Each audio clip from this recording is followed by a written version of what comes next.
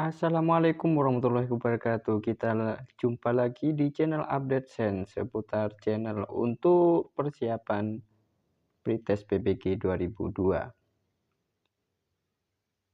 Kita lanjutkan untuk pembahasan yaitu soal-soal untuk pretest PBG 2022. Untuk kali ini kita akan bahas soal yang nomor 151. Kita langsung saja ke pembahasan soalnya. Budi akan membuat ember tanpa tutup berbentuk tabung terbuat dari seng dengan tinggi 24 dm. Jika ember tersebut dapat menampung air 3696 dm kubik, maka bahan seng yang harus disediakan adalah titik-titik dm meter kubik. Untuk soal yang di sini, kita tentukan dulu adalah luas alasnya. Luas alasnya yang di sini ada volume, kemudian ada tinggi. Maka menentukan volume itu adalah luas alas kalikan dengan tinggi. Atau secara tidak langsung kita menentukan luas alasnya itu adalah volume dibagi dengan tingginya. Kemudian kita masukkan nilai volumenya, tingginya juga akan ketemu untuk luas alasnya itu sebesar 154. Kalau sudah ketemu untuk luas alasnya, kita ketahui untuk luas alas yang di sini adalah bentuknya lingkaran, yaitu luas alas sama dengan pi r kuadrat. Maka kita dapat menentukan nilai jari-jarinya. Kalau kita masukkan nilainya, maka akan ketemu nilai jari-jarinya itu adalah 7 dm. Harusnya di sini adalah dm. Kemudian, kalau sudah ketemu untuk jari-jarinya, kita tentukan luas permukaan lingkaran tanpa tutup itu sama saja dengan luas alas tambahkan dengan luas selubung. Luas alasnya kita sudah dapat yaitu 154. Maka untuk luas selubungnya yaitu 2 pi r kalikan dengan T. Dengan nilainya untuk P-nya kita pakai 227 dan R-nya adalah 7 dan tingginya adalah 24. Maka akan ketemu luas permukaan lingkaran tanpa tutup itu hasilnya adalah 1210 dm.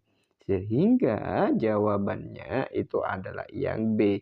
Jadi bahan seng yang harus disediakan itu sebesar 1210 dm. Itu untuk jawaban yang soal 151. Selanjutnya kita ke soal 152. Cermati sifat-sifat bangun datar berikut. Jumlah ukuran keempat sudut dalam sama dengan 360, sudut-sudut yang berhadapan sama besar, kedua diagonalnya berpotongan tegak lurus. Bangun ruang yang memiliki sifat di atas adalah untuk soal yang 152 yang ditanyakan adalah bangun ruang yang memiliki ketiga sifat di atas. Berarti yang paling betul itu adalah belah ketupat dan persegi. Jadi dia mempunyai sudutnya 360, sudut-sudut yang berhadapan sama besar, kemudian kedua diagonalnya berpotongan tegak lurus. Jawabannya itu adalah yang C. Selanjutnya itu adalah 153.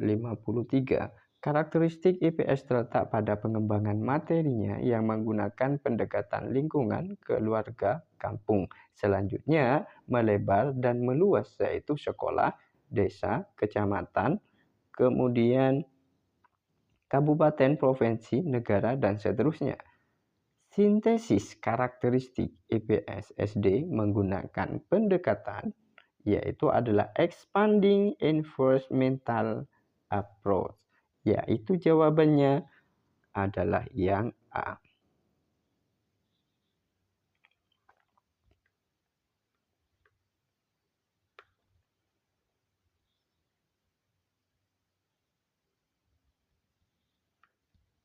Selanjutnya soal 154.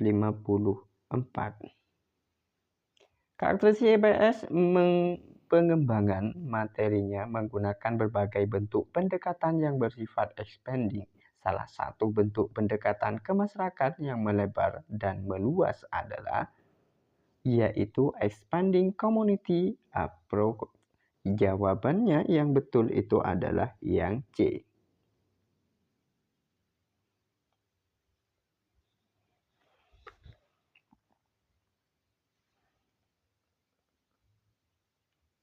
Selanjutnya yaitu adalah 155. Karakteristik IPS menggunakan pendekatan tema yang meluas dan mendalam. Tema dimulai dari yang terdekat hingga ke tema yang lebih luas. Sintetis karakteristik IPS SD menggunakan pendekatan, yaitu jawabannya adalah yang betul expanding thematical approach. Jadi jawabannya adalah yang D. Selanjutnya 156. Guru dalam pembelajaran PKN memberikan penekanan pada perubahan nilai-nilai melalui bermain peran dan keteladanan. Pendekatan yang tepat digunakan adalah pendekatan penanaman nilai, yaitu jawabannya adalah yang A. Selanjutnya 157. Dasar negara Republik Indonesia adalah Pancasila yang merupakan way of life, mengandung makna sebagai cara hidup dalam bernegara. Jadi jawabannya adalah yang B.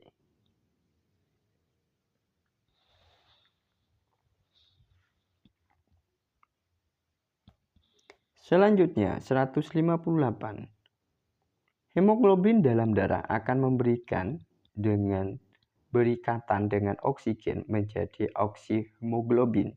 Rumus kimi oksihemoglobinnya adalah yang paling betul itu adalah HbO2. Jawabannya yang B. Selanjutnya 159. Keluarga Pak Arif menggunakan 4 buah lampu, yaitu 25 watt, 2 TV 100 watt, dan 3 kipas angin 30 watt, serta 1 buah disk cooker, yaitu 400 watt.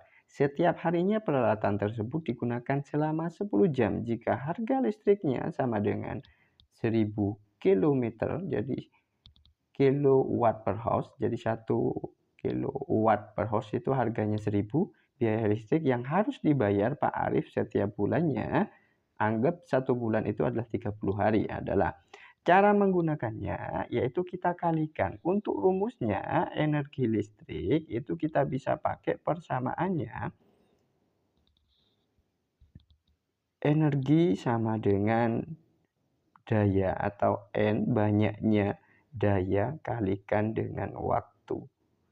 Dayanya kita cross check yang di sini. Yang pertama itu adalah 4 buah, kemudian dayanya adalah 25. Semua alat di sini itu bekerja selama 10 jam. Karena nilainya sama-sama 10 jam, maka kita dapat kalikan saja N jumlah banyaknya kalikan dengan daya. Maka yang pertama itu adalah 4 kalikan 25. Kemudian untuk TV-nya karena 2, berarti kalikan dengan 2. Yang ketiga ada 3 kipas kalikan 50 karena dayanya adalah 50. Kemudian 1 rice cooker yaitu 400. Dan semuanya waktunya T-nya adalah 10 jam. Berarti kita kalikan 10 jam. Kalau kita kalikan semuanya, setelah itu kita jumlahkan dan kalikan dengan 10, yaitu dapatnya 100, 200, 150, 400, dan kalikan 10. Maka akan ketemu untuk energi, yaitu kesemuanya adalah 8500 watt. Ini harusnya adalah WH, watt house. Kalau sudah ketemu seperti ini, itu kita ganti dalam bentuk kWh, yaitu dibagi dengan 1000. Kalau kita bagi dengan 1000, maka akan ketemu hasilnya adalah 8,5 kWh. Ini untuk 1 hari, karena yang diminta adalah selama 1 bulan. 1 bulan itu sama dengan 30 hari, maka kita kalikan 30 hari, dan 1 kWh harganya adalah 1000, maka kita kalikan. Maka untuk biaya selama 1 bulan dengan peralatan itu adalah 255.000. Sehingga jawabannya itu yang betul adalah yang C.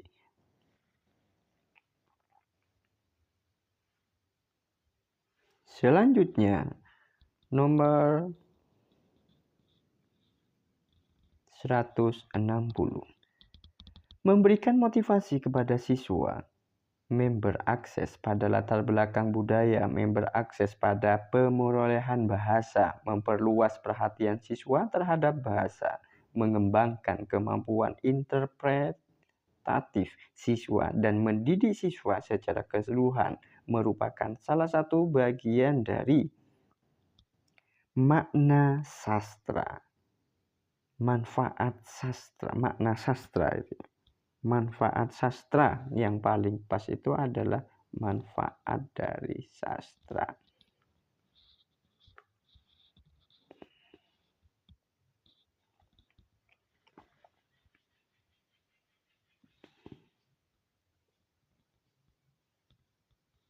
Jawabannya itu adalah yang C. Kemudian 161. Menikmati dan memanfaatkan karya sastra untuk memperluas wawasan, memperhalus budi pekerti, meningkatkan pengetahuan dan kemampuan. Bahasa merupakan salah satu bagian tujuan sastra. Yang B, jawaban untuk 161. Selanjutnya, 162. Diketahui segi 4 dalam koordinat A 21, B-nya 51, C-nya 57, dan D-nya 27. Pencerminan terhadap garis Y sama dengan min X, maka bayangan A, B, C, D berturut-turut adalah. Ini sama konsepnya seperti yang pernah kita bahas di soal sebelumnya. Kalau kalian mengikuti video di update sen, maka titik koordinat itu dibalik. Jadi X menjadi min Y dan Y menjadi min X. Tanda dibalik. Misal negatif menjadi positif dan positif menjadi negatif. Kalau kita ilustrasikan penggambaran penyelesaiannya itu seperti gambar yang di sini. Sehingga kalau dibalik, jawaban yang pas untuk yang 162 itu adalah yang A. Selanjutnya itu adalah 163. Arif akan mengukur tiang bendera berada 2 meter di depannya. Tinggi badan Arif adalah 120 cm dan memandang puncak tiang bendera dengan sudut elevasi adalah 45. Tinggi tiang bendera tersebut adalah. Kita pakai aturan sudut yang di sini. Misal kita gambarkan jaraknya adalah 2 meter. Kemudian tinggi anaknya yang di situ adalah 120 cm. Kita bisa ganti dalam bentuk meter yaitu 1,2. Untuk aturan sudut. Jadi aturan sudut yang di depan di sini adalah aturannya kita pakai sudut. Anggap ini adalah nilai L, kemudian ini adalah nilai X, kemudian yang di sini adalah nilai Y-nya. Maka hubungan Y dengan X itu sudutnya adalah tangensial namanya, yaitu Y dibagi dengan X. Kemudian kalau hubungan antara depan sudut dengan miring itu namanya sinus. Jadi sudut 45. Kemudian Y dibagi dengan R itu untuk sin. Kalau untuk cos itu adalah yang ngapit sudut. Yang ngapit sudut di sini itu adalah X dengan R. Maka X dibagi dengan R. Itu untuk aturan sudut trigonometri. Karena yang ditanyakan dalam soal ini adalah tinggi, kemudian diketahui yang bawahnya 2 meter, maka kita pakai nilai tan, yaitu Y dibagi dengan X. Nilai tan dari 45 itu adalah ketetapan, jadi nilainya sama dengan 1. Kemudian kita masukkan Y ditanya, Y dibagi dengan 2. Maka untuk harga Y-nya itu adalah 2 meter. 2 meter kita jumlahkan dengan tingginya anak yaitu 1,2 tadi. maka hasilnya akan ketemu 3,2. Jadi jawabannya itu adalah yang D. Selanjutnya yaitu 164. Diketahui X dan Y memenuhi persamaan 2X min Y sama dengan 4 dan X min 2Y sama dengan 8. Maka nilai X dan Y adalah, kita bisa pakai dua cara. Cara yang pertama, dari pilihan jawaban langsung dimasukkan ke dalam persamaan. Itu cara cepatnya. Jadi untuk menentukan nilai X dan Y. Misal, yang B, X-nya adalah 0. Kalau X-nya adalah 0, maka harga dari Y-nya sama dengan min 4. Berarti sesuai. Jadi sesuai dengan persamaannya. Sorry.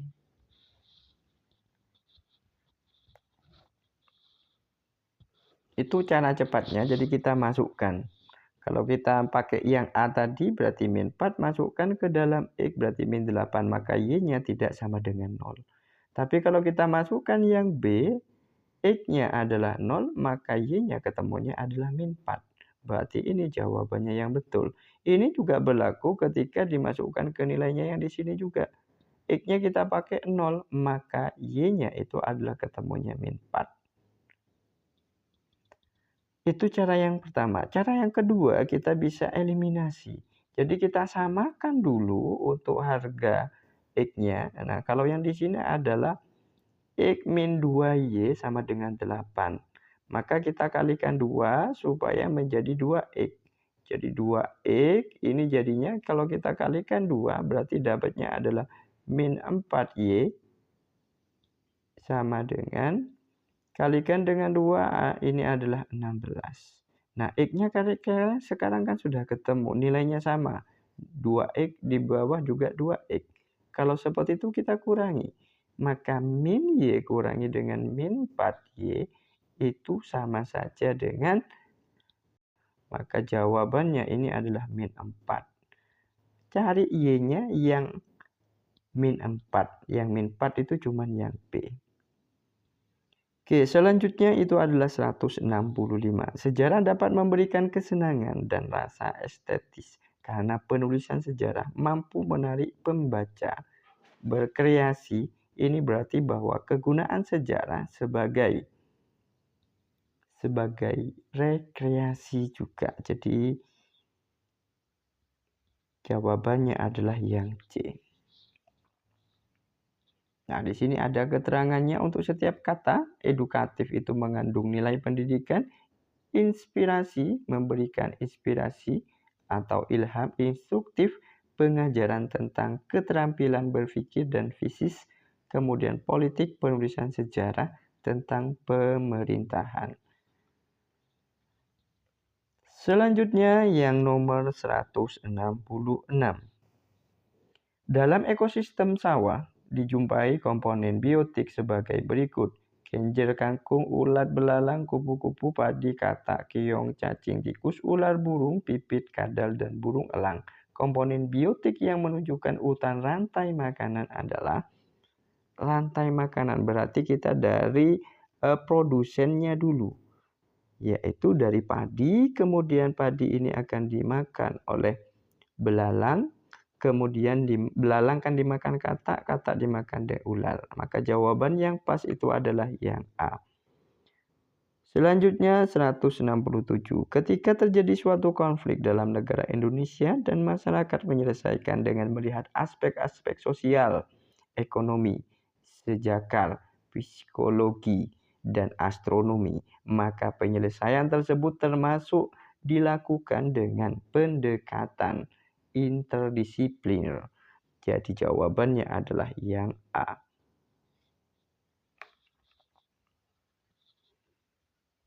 Selanjutnya itu adalah 168. Sifat bahasa salah satunya adalah sistematis karena yaitu bahasa memiliki pola dan kaidah yang harus ditaati agar dapat dipahami oleh pemakainya. Jadi jawabannya adalah yang D. Selanjutnya 169. Berdasarkan pendekatan saintifik, siswa melakukan eksperimen untuk menemukan hubungan volume tabung dengan volume kerucut dengan cara, yaitu dengan cara 169 adalah dipilih alat peraga tabung dan kerucut yang mempunyai alas dan tinggi sama, kemudian menggunakan pasir untuk mengisi kerucut dan dimasukkan tabung sebanyak 3 kali. Jadi jawabannya ini adalah yang B. 170. Beragam usaha dunia dalam menegakkan hukum bisa dipandang dari banyak peraturan serta lembaga HAM. Di antaranya adalah Deklarasi Umum Hak Asasi Manusia (DUHAM) yang disebut The Universal Declaration of Human Rights. Dengan diputusnya Piagam Hak Asasi Manusia Sedunia, maka secara moral mengikat semua negara-negara yang tergabung dalam PBB untuk melakukannya.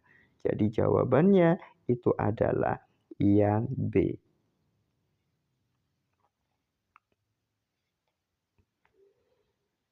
Untuk nomor 170.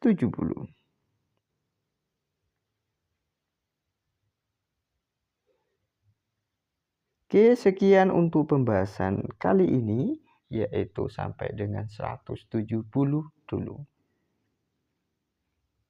Jika bermanfaat, kemudian tetap pengen update dari soal-soal di Update Zen, kalian bisa klik tombol subscribe-nya supaya dapat mengikuti untuk soal-soal terbaru yang kami bahas untuk persiapan PPG 2022. Sekian, terima kasih dari saya. Tetap salam semangat untuk masa depan yang lebih baik. Saya akhiri. Assalamualaikum warahmatullahi wabarakatuh.